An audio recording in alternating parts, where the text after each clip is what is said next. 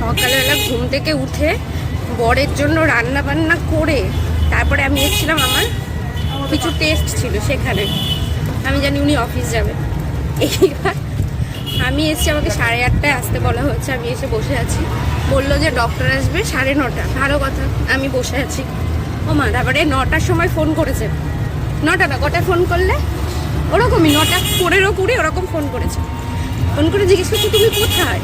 বলছি কেন, আমি যেখানে এসেছি ওখানে বসেছি। বলছে কোথায়, দেখতে পাচ্ছি না তো। এবার আমি ভাবছি মনে হয় ইয়ার্কি করছে, ঠিক আছে, আমি ভাবছি মনে হচ্ছে ইয়ার্কি করছে। আমি বলছি আমি পেছনের দিকে রিসেপশানে। দেখি বুড়িটা দোলাতে দোলাতে এসছে পেছনের রিসেপশানে। নাকি আজকে ছুটি নিয়েছে, ওর নাকি শরীর খারাপ, এই বলে অফিসেও ছুটি নিয়ে নিয়েছে। আর যেদিন আমি বলি যে ছুটি নাও, সেদিনকে ছুটি নেবে না, আজকে ছুটি নিয়ে নিয়েছে ওর শরীর খারাপ বলে। আমার বুড়ি দোলাতে দোলাতে এসছে। কি করবো, খিদেও পেয়েছে। আমাকে ফোন করে বলেছে যে যাব না, তো আমি ভেবেছি ভালো হয়েছে যায়নি যখন। তো ওই গোড়াবাজারে এসেছিলাম আমি আসাতে, তো গোড়াবাজারে একটা ভালো সাউথ ইন্ডিয়ান দোকান আছে, ভালো ভালো খাবার পাওয়া যায়। তো আমি ভাবছি যে সেখান থেকে ওর জন্য ধোসা নিয়ে যাব, আমার জন্য ধোসা নিয়ে যাব, খাবো। হ্যাঁ, আমি ওকে সারপ্রাইজ দিতে চেয়েছিলাম, এবার আমি নিজেই সারপ্রাইজ হয়ে গেছি, এসছি। এইবার ধোসার দোকানটা বন্ধ, গিয়ে দেখছি যে বন্ধ দোকানটা। তো কি করব, পাশেই দেখছি একটা দোকানে কচুরি ভাজছে গরম গরম।